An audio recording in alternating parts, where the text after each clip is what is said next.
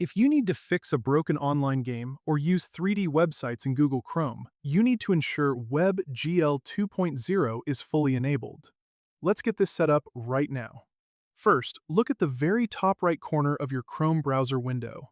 Click on the three vertical dots to open the main menu. Scroll all the way down to the bottom of this list and click on Settings, which is the option right next to the gear icon. Once the Settings page opens, look over at the left-hand sidebar menu. Scroll down near the bottom of that list and click on System. Now look at the main section of the screen for an option that says Use Graphics Acceleration when available. For WebGL 2.0 to function at all, this switch must be toggled on.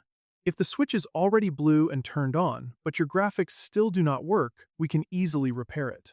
Turn the toggle off, click the relaunch button that appears, and let Chrome restart.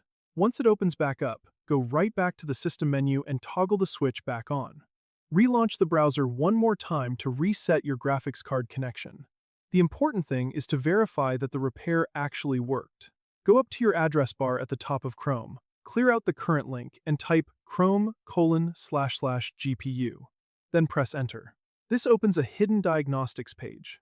Look closely at the top section for the WebGL entries. If you see the words Hardware Accelerated written in green, WebGL 2.0 is officially active and ready to use.